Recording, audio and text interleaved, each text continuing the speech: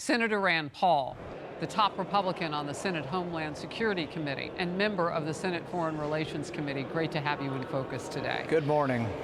There's been a lot to go on in that hearing across chamber from you. I would imagine everybody's watching it. Your top line thoughts? You know, as I travel the country and I meet people come up to me every day and they are worried that there's two sets of justice. That, you know, for Paul Manafort, you go to jail for life. For Hunter Biden, there's never even an indictment. So people are very, very concerned. We give our law enforcement, particularly the FBI, our intelligence agency, they have the tools to look into every aspect of our life, to thoroughly go where no one is supposed to go. And they need to be unbiased. It needs to be based on probable cause on the Constitution. But it turns out we learned that in the Trump administration and the Trump campaign they went after, they didn't even use the Constitution. They used what's called the FISA, or Foreign Intelligence Court, which doesn't have to obey the Constitution and has a lower standard than the Fourth Amendment. So this is very, very worrisome. I think people are upset by it, and I frankly think the hearings are a good idea. So what are you learning about these whistleblowers and their alleged plight that maybe is somewhat surprising to you? And one of the things I would ask you to point to is this idea that they get treated differently than whistleblowers per other agencies in one single federal government. Yeah, I think that's true. Typically, the left has been receptive and open to whistleblowers. I, as a conservative, am open and would like to hear from whistleblowers because I think they can tell us about malfeasance within government. In fact, the most famous whistleblower in the COVID investigation was a major who released a research document that said that the Chinese, with our help, were actually trying to develop the virus that looked suspiciously like what COVID-19 became. And that was a blockbuster and actually had a lot of people rethinking whether the virus came from a lab. So whistleblowers are incredibly important, and we should hear from them.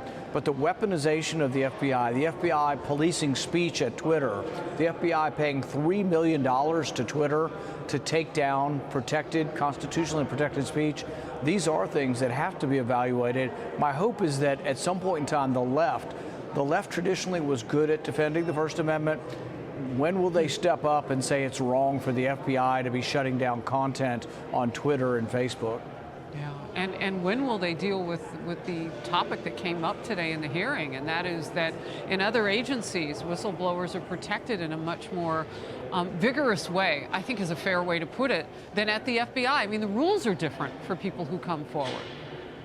Yeah, people are asking me why the people who broke the rules to go after Trump, we had, what, $50 million investigation, the Mueller investigation, it all turned out to be based on campaign documents that Hillary Clinton got that were probably given to her by Russians. The actual Russian collusion was with the Hillary Clinton campaign, the opposite of what they promoted, and yet did anybody pay a price? So they weaponized the FBI, not just to torment an individual, they weaponized it to destroy an entire political party and a national nominee. And so this is incredibly worrisome. Something's got to give. But the people come to me and say, why aren't they in jail? Well, they're not in jail because they're being protected by the Biden administration. Well, and when you say something's got to give, Americans are looking for some form of what we would all get if we had done the same thing. And it's adjudication, accountability, so on and so forth. Real quickly, I'm going to ask my team to put this up. Mark Houck is a Catholic pro-life activist accused of shoving an abortion clinic worker, or volunteer, excuse me. The FBI's bias is what he says he felt firsthand when they raided his home after an incident. Here he was with me in focus. I totally was surprised by the amount of force that was brought to bear. My children and I witnessed this. We've lived a horror, and we're still trying to deal with the effects of it. What do you tell your 7 children? I encourage them to engage the culture, and that's why we go to the pro-life prayer vigils as a family. We must go and stand in the marketplace and bring light into those dark places, and to not be afraid, to have the courage, and to be willing to use our First Amendment rights, and to speak, and to share love and compassion. I mean, his recent testimony right there on Capitol Hill, you saw Senator Mike Johnson alongside of him. These whistleblowers, or just American citizens who go through things, what are they in your eyes? How would you describe them? martyrs, but I'm also saddened that a man who believes that life is sacred, that God created us, we were created in the image of God, that there's something special about humans, something special about life, is hounded by a police force, by a government police force.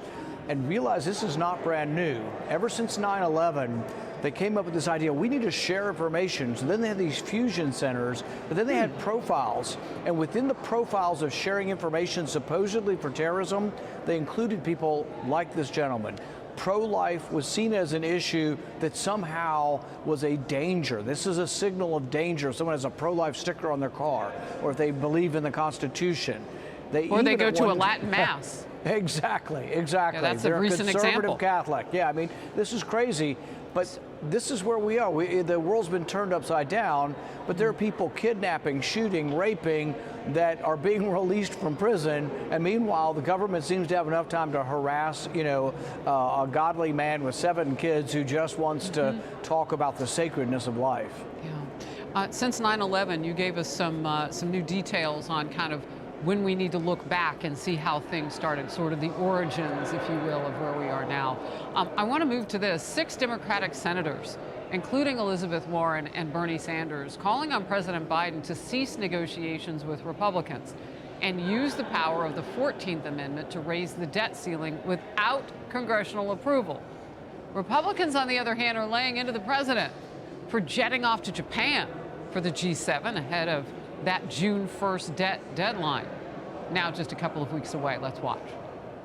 Here we are on the brink of a Biden default. And I think we saw the helicopters going across here, and I said, I think he's leaving now to go to Japan. I'm like, stop. Mr. President, cancel your trip to Japan.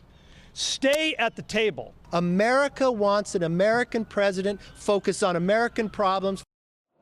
What's your reaction, Senator? I think it's irresponsible to raise the debt ceiling without having any kind of spending reform. It's irresponsible of Biden to continue to say he won't negotiate, even while he is negotiating. It's irresponsible of him to leave the country with the job not done. The only reason we're facing a deadline is because he has for 3 months said he won't negotiate. And he is negotiating now, but he wasted 3 months, and he's pushing it up against the deadline. The other thing people need to know, though, is this is somewhat of a contrived controversy.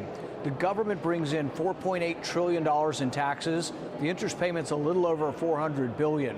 We have plenty of money coming in every day to pay our interest payments. We would just have to cut spending elsewhere. So this is about Democrats and some Republicans, frankly, not wanting to cut any spending. So we have to raise the debt ceiling because they're unwilling to cut spending. But we're spending $1 trillion more than comes in. They have to cut spending, and it needs to be part of the leverage we use is to get spending caps through raising the debt ceiling. I tell you, if this doesn't get done, it looks like Democrats will wear this one. Republicans put a deal on the table. They stayed at the table. The president allocated some responsibilities to different people, delegated them, and then took off.